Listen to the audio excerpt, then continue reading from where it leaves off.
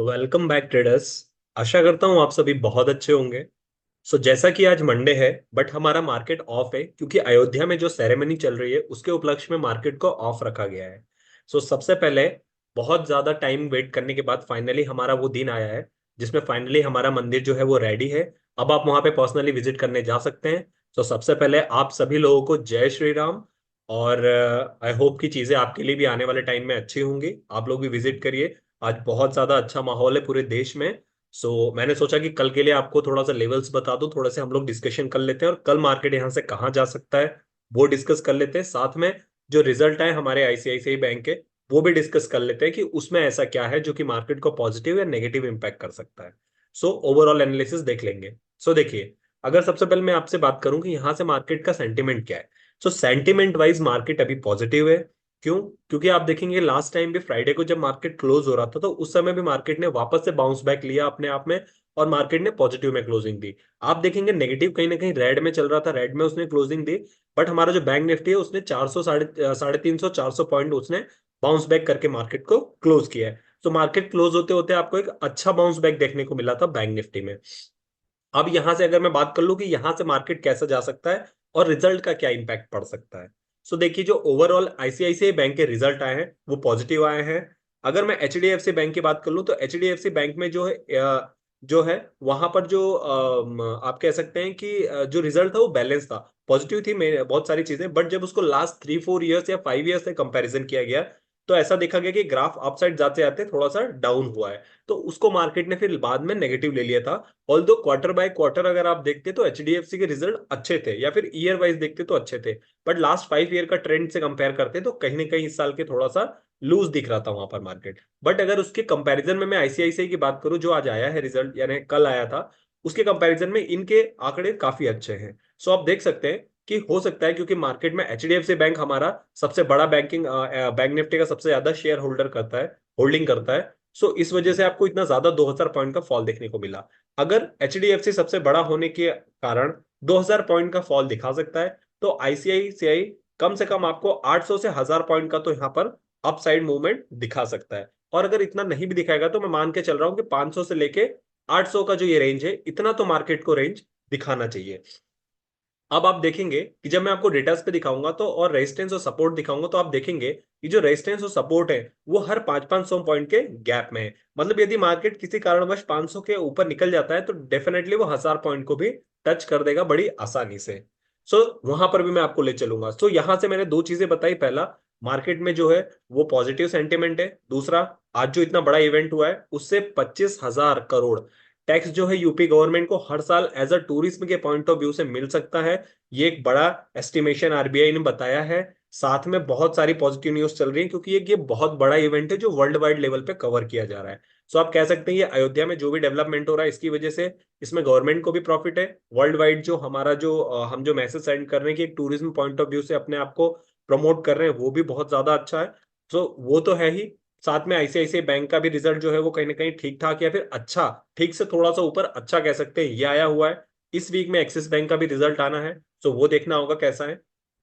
Overall sentiment जो है यहाँ से पॉजिटिव है। और अगर मैं यहाँ से आपसे मार्क की बात करूं तो देखिए, यहाँ से अगर मैं आपको बैंक निफ्टी में ले चलूं और सबसे पहले मैं ये बताता हूँ ग्लोबल मार्केट्स भी आप देखेंगे ना तो आज ग्लोबल मार्केट्स पॉजिटिव थे तो वो भी दिखा देता हूँ। ये भी एक बड़ा मुझे इंडिकेशन लिखा है। आप देखिए, अमेरिकन मार्केट्स जो है वो अच्छे खासे पॉजिटिव चल रहे हैं। आपका नेस्डेक भी 1.5 पॉइंट के समथिंग, सवा एक 1.5 पॉइंट यहाँ पे परसेंट बड़ा हुआ ही है। साथ में इसके अलावा मैं अगर आपको और दिखाऊं तो आप देखेंगे कि यूरोपियन मार्केट भी यहाँ पर सारे बढ़े हुए हैं। उसके बाद आप देखेंगे जापान के निक्की भी काफी अच्छा यहाँ पर दिया हुआ है मूवमेंट। ओवरऑल हमारे एशिया के ग्लोबल मार्केट्स भी जो है वो काफी अच्छा परफॉर्म कर रहे हैं। और आप कह सकते हैं कि मार्केट पॉजिटिव सेंटिमेंट ये भी एक कारण है होने का बड़ा, जो मैं कह रहा हूं कि बड़ा पॉजिटिव मूवमेंट मिल सकता है।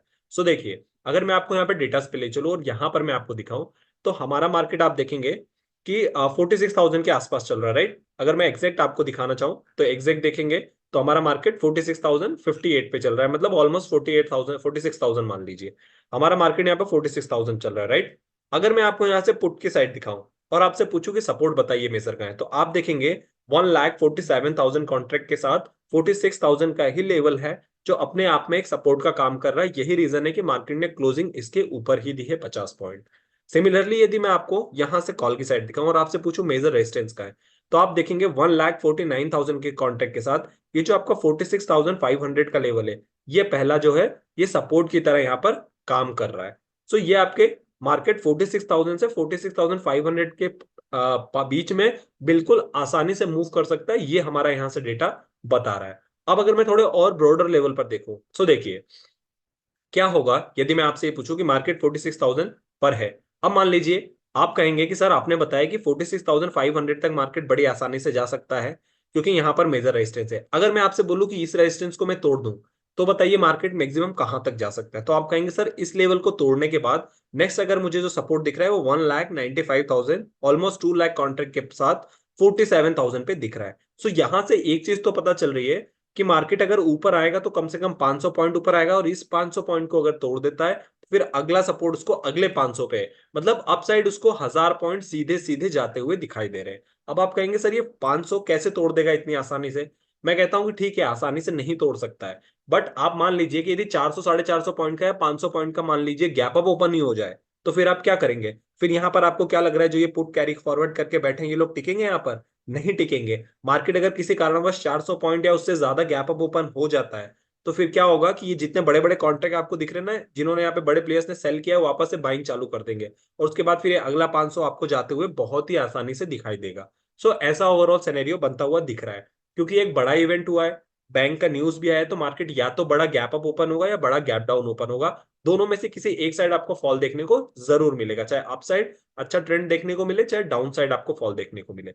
यदि मान लीजिए एचडीएफसी बैंक की तरह आईसीआईसी बैंक को अगर मार्केट नेगेटिव ले लेता है और गैप डाउन ही खुल जाता है तो ऐसे सिनेरियो में फिर आपका पहला सपोर्ट की तरह कौन सा लेवल काम करेगा। सो अगर मैं डाउन साइड बात करूं तो देखिए डाउन साइड आपका 1,14,000 कॉन्ट्रैक्ट के साथ जो कि 45,000 का लेवल है, मार्केट यहां तक वापस से फॉल कर सकता है। उसके अलावा 98,000 जो कि ऑलमोस्ट 1 लाख कॉन्ट्रैक्ट के साथ है जो कि 45,500 का लेवल है, और हमारे मार्केट ने यहीं से बाउंस बैक दिया है। सो हमारा मार्केट यहां से हार्डली 500 पॉइंट गिर सकता है, और ऊपर आने के चांसेस जो है वो 1,000 पॉइंट के गिरने के 45,500 के, क्योंकि यहाँ पर बहुत लोगों ने वापस से बाइंग की थी और मार्केट ने यहां से अच्छा खासा बाउंस दिया है और वापस से अपना 46,000 के लेवल को बना के रखा है। सो ये दोनों सिनेरियो आपको बनते हुए दिखाई दे रहे हैं। यदि बड़ा गैप डाउन खुलता है और 45,500 को तोड़ देता है तो फिर अगले 500 नीचे की साइड भी आपको खुल जाएंगे।